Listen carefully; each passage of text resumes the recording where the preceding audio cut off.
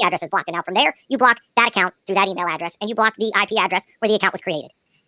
Look at this. Look at this. The Syria, the actual league. Imagine the Premier League using 2 images of monkeys to try to say we're fighting racism. This is what takes me back to what we were saying earlier, and what Sam was saying. How do certain countries that are predominantly white, how do they perceive black people? How do they interpret black people? Maybe that's just a way of them doing it without them actually being racist, because that's just what they know and how they know. That's the program that they've been brought into. Do you know what I mean? The businesses, guys. Guess what? We all work somewhere. We all work in business. Either you run your own business or you work for somebody. At the end of the day, we know if the head office does not have actual people of our complexion or of our ethnicity, they will never know what we go through. So when you have Adidas has this campaign to solve racism, but they have no actual black people working at the head office at Adidas, how are they going to actually do something to make change? You know what they tried to do? They tried to remove the white stripe from their shoe and make it all black. That doesn't help me as a black person. That doesn't help me as a footballer. If in football they say, you know what, we're going to paint the ball all black. How does that solve anything? Before we move on from the actual game and we talk about all the stuff, social media, possible other things that we could get into, is there anything you guys want to talk about at this game, or are you guys cool to just move on now? That we haven't mentioned? No? Okay. I'm gonna start it off by, I don't know if you guys heard, but recently we've had incidents with Granit Xhaka, where he spoke about today in his press conference meeting, where his family has been threatened and had situations where his family has been threatened. We're also absolutely discussing, absolutely no place in this world for that.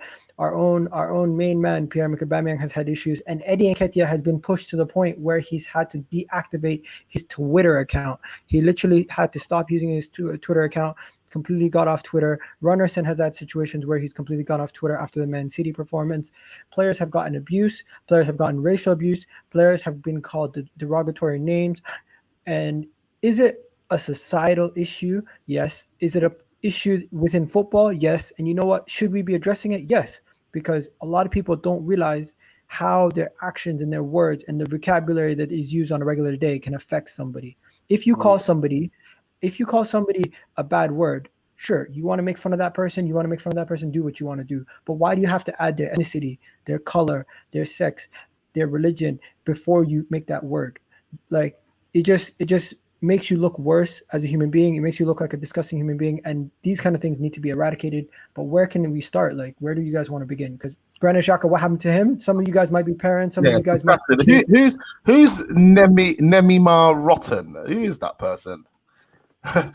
Wax, you abuse Xhaka. I've never abused Xhaka. I mean, I give people criticism. If they deserve criticism, they get criticism. You know, and I let people know about a performance of a player or about a skill set of a player. But there's no abuse. I don't condone abusing anyone racially in any shape or form. You know, there's no place for racism. There's no place for abuse.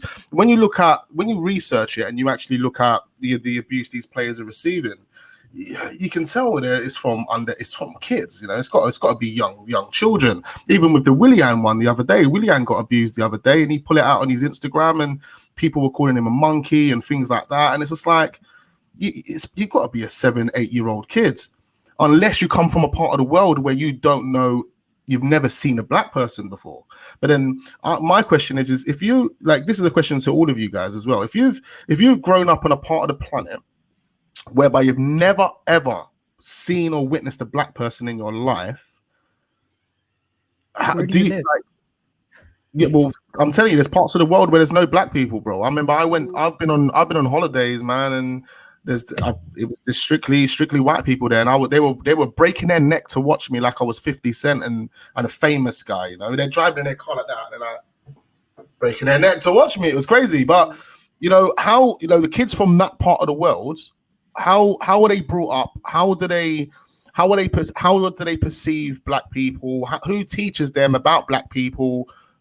I just don't get it. So when they do see a black person for the first time, what's their first thoughts? What do they think? You know, is it a good thought? Is it a bad thought? Is it, you know, are they straight away looking at black people and thinking of monkeys straight away? Like, what is it? Do you know what I mean? I can't really comprehend it. Samantha? To be honest, it's hard to say. Like, especially if you've, you know, grown up somewhere where you've never seen a black person, you know, or a white person, say for example. It's like you Yeah. don't the things that you say you can't interpret because it's like, what am I supposed to address you as, or what am I supposed to see you as?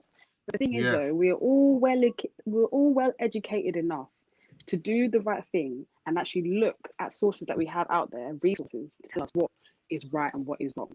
The people that are obviously making all these comments, as I've said before, they don't even have their mattresses are on the floor. They're lying there playing their video games, their pea stained boxes. That's what they're doing. They don't have anything else to do to make these kind of comments. And the issue that I have is nothing is still being done about it. And this is why Yeah. I said racism has a profit. If people stay racist, money can be made from it. Yeah. The FA, they can say, oh, continue kneeling down. It will help. Continue kneeling down. Black Lives Matter on the board.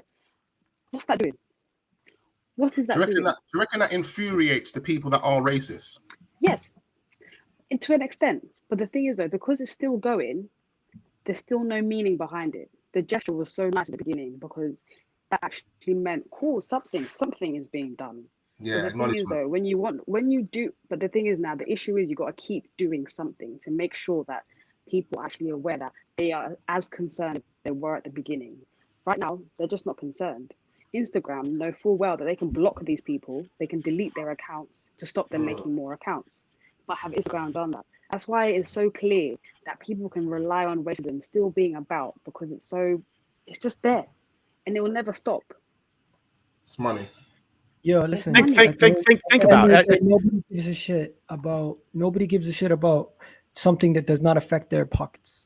It does not affect their pockets. If you were affected financially by somebody tweeting on your platform, you would not let them tweet on your platform something that will affect you financially. That's why when someone tweets out the live photo of a game, a Premier League photo or a Premier League video of a goal that you really want to show people, immediately it is taken down or the image is taken down for copyright. But guess what? If you tweet somebody, they're this, they're that, they're whatever derogatory term you want to tweet at them, you know what? It's actually encouraged to a certain extent because let me tell you why it's encouraged. The more you tweet something that gets more engagement, the more they want to encourage it. So if you're tweeting something to somebody that's going to get engagement, you know what? They're not going to stop it because these things get engagement.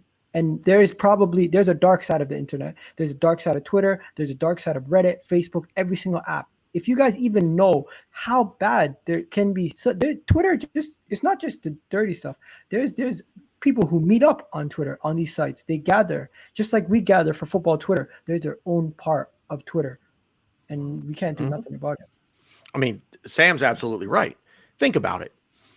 They have the ability to track IP addresses. That's how all of this is done, through an IP address. So you sign up for Twitter with an email and your IP address is tracked. Now the IP address is attached to the internet that you're using, be it your cellular service if you're on your phone, your Wi-Fi service if you're at home, the Wi-Fi service at a cafe if you're out and about. So you log the IP, then you block the IP address. Now I get that somebody will go, you block the email address, you block the IP address. They'll get smart. They'll just recreate a new email address from a different IP address, but they're not smart enough, and they're idiots. They're idiots. I'm not even going to say they're not smart. They're idiots because eventually they're going to log in from their phone from the same IP address, and that IP address is blocked. And now from there, you block that account through that email address, and you block the IP address where the account was created. Gal, Look at this. The Serie A, the actual league. Imagine the Premier League using 2 images of monkeys to try to say we're fighting racism. This is what takes me back to what we were saying earlier. What Sam was saying. How do certain countries that are predominantly white, how do they perceive black people? How do they interpret black people? Maybe that's just a way of them doing it without them actually being racist, because that's just what they know and how they know. That's the program that they've been bought into. Do you know what I mean? It's the businesses, guys. Guess what? We all work somewhere. We all work in business. Either you run your own business or you work for somebody.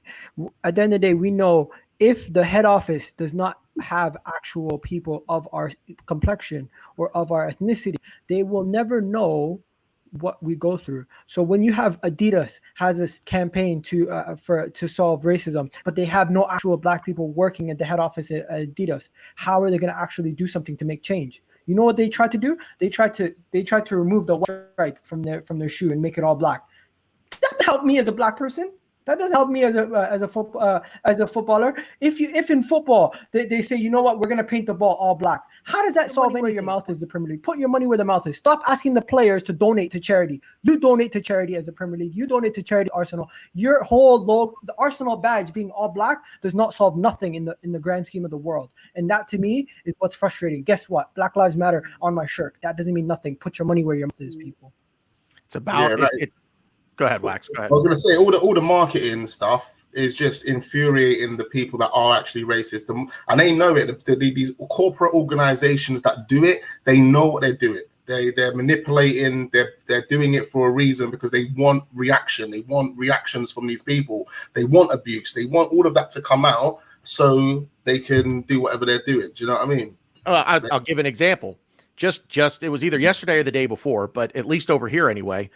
Coca-Cola put out somehow I shouldn't say they put it out. Somehow it got leaked that in their training for new employees, corporate employees of Coca-Cola, they're now wanting their white employees to be less white.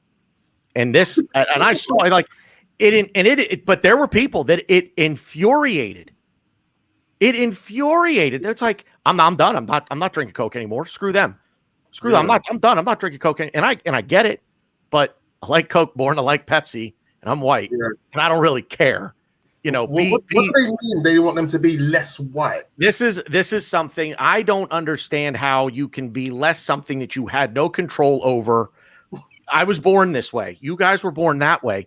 At the end, I mean, this is just, you know, as a white person and the only white person on this panel right now, I can't speak really intelligently to anything. I can tell you how I feel about it, but I can't speak intelligently on the struggle or how you guys feel. What about just the racism part in general? Getting back to the thing. Like, I can't even, Max, what you said about growing up having never seen a black person before, I can't even wrap my brain around that. Yeah. Like, I grew up with black people. Certain places in Europe are just like that. There's certain places in Europe they've never seen black people before. I can't understand that. Like, I mean, where I grew up, just a little town in central, I actually grew up just not for nothing. I grew up about 40 minutes away from where Christian Pulisic was born. So not for nothing, but he grew up pretty close to where I grew up. Just a small little town.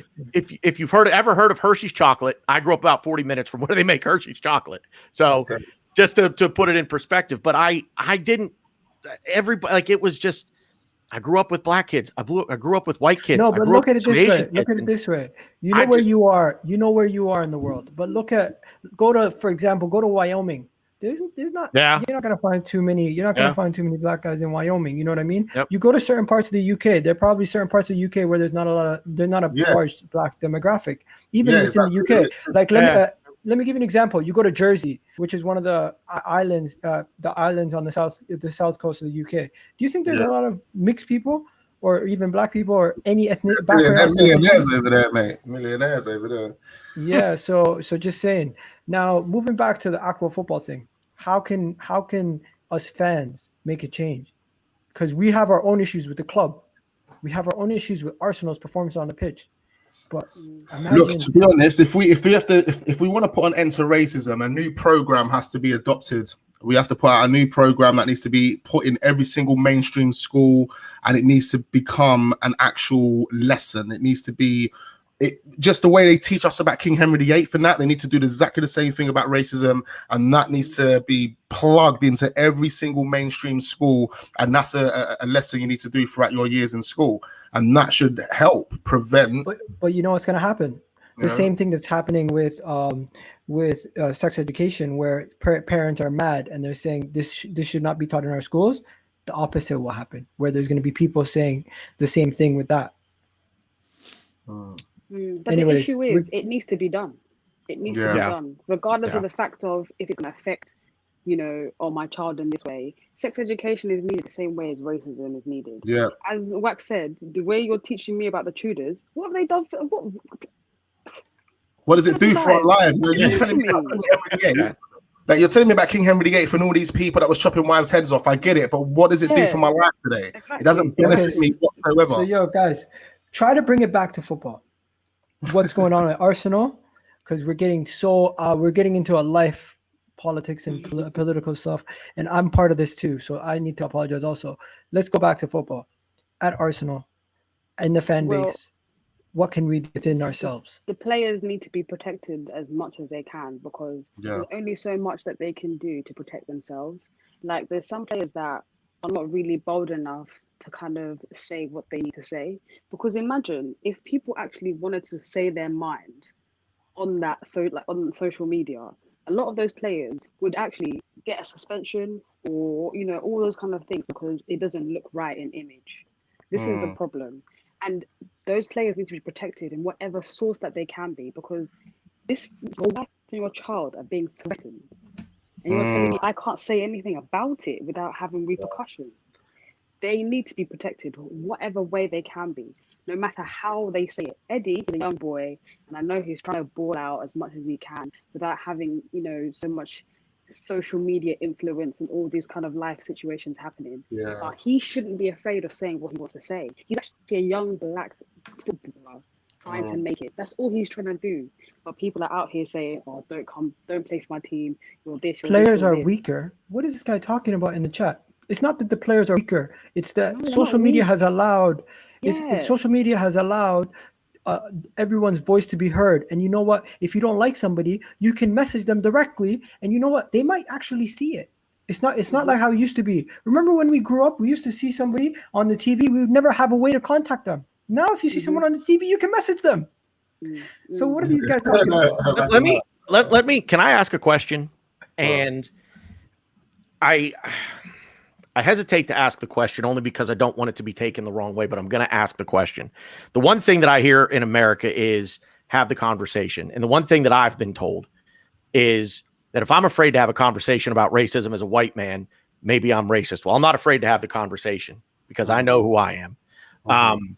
One thing that I thought of is this, and I'm going to take a page out of Marcus Rashford's book. By the way, that dude might be my favorite footballer right now. I don't care that he doesn't play for Arsenal. I absolutely love Marcus Rashford. True. He was abused a little bit, and it was right before United came to Arsenal, and he was abused on social media. And one thing that he said is, I'm not going to put out what was said because it's not worth it. That won't matter. And all I'm doing, and this is the point I want to make, is I'm glorifying the abuser. So even as we talk about it, and it needs to be talked about, understand, I'm not advocating not talking about it and ignoring it completely.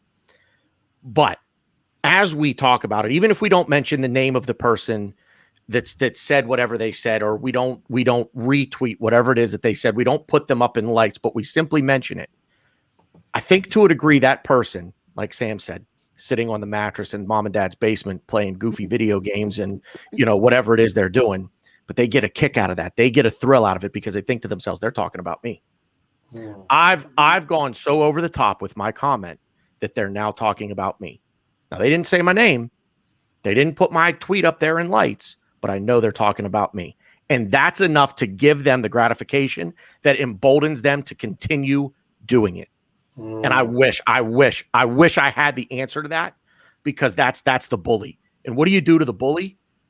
You bully the bully. Punch the bully right in the mouth, and the bully's going to stop. I promise you that. But unfortunately, we can't, we can't do that. So how do we cyber punch the bully in the mouth when these things happen? I like I said, I wish I had an answer to it, but yeah, I wish there was a tech giant that made an alternative for Twitter or alternative for one of these apps that actually fought against all these different things and only made it that if you could sign up, it had to be like a Bet365 where you have to show some sort of ID. And then you know what? A lot of people wouldn't sign up to it. But guess what? If it became trending, believe me, if something's trending, everyone's signing up for it. It doesn't matter if it's TikTok and you never use it. You're signing up for TikTok, even though you don't use it probably. You're signing up for Rizzler, whatever the app is that's trending, you're going to sign up for it. If this happened, it would be trending. But yeah, moving back to football, getting back to everything with football. Now, we have a situation at the club. There might be a new owner. Let's just talk. Do you guys even think this could ever happen? Having the richest African in the world playing a Premier League team, with talking about what we just spoke about racism, don't you think they would probably put a stop to it? It wouldn't happen because they're already trying to get rid of Roman Abramovich based on his background. Yeah, I mean, no one can put a stop to it other than Stan Kroenke, because Stan Kroenke's company is either he sells to a black man or he doesn't. Do you know what I mean? But I don't see there being no issue with it. I don't think Stan. I don't know if Stan's a racist. I don't think he is. I think he will sell. If he wants to sell, he's going to sell. Aliko Dangote, he seems, from what he's saying, he seems genuine. He seems like someone that actually wants to come in and make a difference at Arsenal. He is a supporter of the club, has been for quite many years. So he's got more passion than what, you know, Stan Kroenke would have. If it is it true? Is he going to come in and make it happen? I don't know. Is he going to have the same agenda as Stan Kroenke once he takes over? We don't know. But I don't know. I really don't know what to make of it, to be honest, man. It for us, it seems like a positive way forward, because we know what Stan's about, and he's not about investing. So, and we want someone that's going to invest. But then, based on the business model that we have at Arsenal Football Club, it doesn't need an investment. Therefore, why is the Nigerian billionaire going to come in and invest money? Yeah, because Arsenal are generating enough money each and every season to pay all the overheads, as well as give the manager a transfer kitty. Whether that's 50 million, 80 million, there's still money available, you know? Okay. So, okay. I don't know. I really don't know, man, what to make of it. Guys, we need you guys to do an investment. And that is not financially. Just hit that like button. It helps me out a lot. It benefits the channel. That is my investment that I need from you guys. So help me out. Give me that like, and just 2 seconds and it helps me out. Do all of that. That's what Wax would say. Now, Samantha and Bearded Gunner, you guys had to head out, but before you go, do you have final words? Sam? You can go. Oh, okay. Well, it would be nice to have a new owner, because we already know the position that Stan has with us. He doesn't really care about us. And I really would appreciate someone that would care about our team, because we've been stagnant and drought for quite a long time because of this guy. Yeah. And I feel like they want to see us fail for them to be like, to take us seriously. Like, I feel like he wants us to actually be 10th for a reason. Then he can be like, oh, I can take Arsenal. Okay, I see it now. They need something from us. But the thing is, I hate the fact that people think we're broke boys. We're not. We're actually not. We generate a lot of money. It's a club's ambition to be self-sustainable. We're lucky to be in a position that we are as a football club. Do you know what I mean? The problem with us is that we've had incompetent board members that have been buying deadwood players, spending big money. And this is where you can't actually blame Stan, because if you look at, like me and you were going on about before, Bearded Gunner, in regards to how much money Stan Kroenke has actually allocated Arsenal since he's been the full owner. So since 2018 up until now, he's allocated Arsenal in transfer fees near enough 300 million. I know that doesn't even compare to the 250 million that Chelsea spent in the summer, but 300 million over 3 seasons goes to show us that he's ups the averages. If you look at the numbers prior to Stan being the full owner, Arsenal only averaged 50 million per season from 2000 up until 2018. So if you compare that to the 3 years that we've had Stan as the full owner, he's upped the money. He's upped it. He's give us more money. He's like, you know what, guys, here's 100 million a season. But what we've done is we've spent that money on dog shit. We've bought Pepe for 72 million, bought Saliba for 30 million, haven't even seen him. And you think Stan Kroenke's a businessman? He ain't going to be like, oh, okay, guys, here's another 200 million. He's like, bruv, where's the 300 million I've already given you? Yeah, exactly. The problem isn't the amount of money. The problem is how that money's being spent. There we go. Exactly. Just because, we'll use Rob Holding and what Wenger said when he signed him. I'm sorry that he didn't cost 50 million. Yeah. It's not about buying the most expensive players. It's about buying the right players. Exactly. It's about buying the right players. There you go. I cannot stand the fact that this club got rid of its scouting network. How do you know anything? How do you know anything about anybody? Yeah. I mean, It's They never confusing. listened to them in the first place. They never listened to them in the first place. Well, If you there heard- you go. if you I heard- guess if that's the case, it makes I don't know if sense. this is Yeah. news to you guys, Sam, Wax. I know Wax reads about it, Bearded Gunner, but apparently a scout came out and said he scouted for Arsenal for 20 years. They only bought 2 players that he recommended for those 20 years, and he was located in America. They bought 2 players from all the players he was located, and those 2 players that they bought, not one of them featured for the first team. So it comes down to this: these scouts are being used, but guess what? They're not actually being used in the sense that they're actually bringing in information, but that information is not being utilized properly, because we knew about Thomas Partey for years. Yeah. And we known about Zav for years. We know that we've been scouting these guys for years. But guess what? We scout somebody, we don't actually sign them. We're nearly clubs. We scout all these guys. For the sake of scouting them. Well, but to that end, I mean, you are going to scout players that you're not going to sign. I mean, that's just you go to a match. No. You But watch we're 22 linked. players. What about the links? What Well, about the links? Well, I see. I take journalistic links with a massive pinch of salt over here, because Here's the biggest issue in basketball, in NFL, in any other sport. What they do is they go to that player's former club or former organization or coach or former school, and they ask him, how does he train? How does he work? How does he do things better? But we don't do that at Arsenal. You know what we do at Arsenal? There are interviews. Yeah. The reason why we never utilize the scouts, right, is because the scout's job is to scout the player, get a whole profile, get the contract details, get everything that you need to sit in front of the guy and say, look, this is the player that we need to get, this is the contract, this is that, this is that. Arsenal have always tried to side foot fees. They've tried to sidestep money. And it's like, Sven Mislintat, big up the Gunnar Express, because he said they didn't listen to Sven Mislintat when he was here. Now that's bang on the money. Sven Mislintat came to bring us the quality.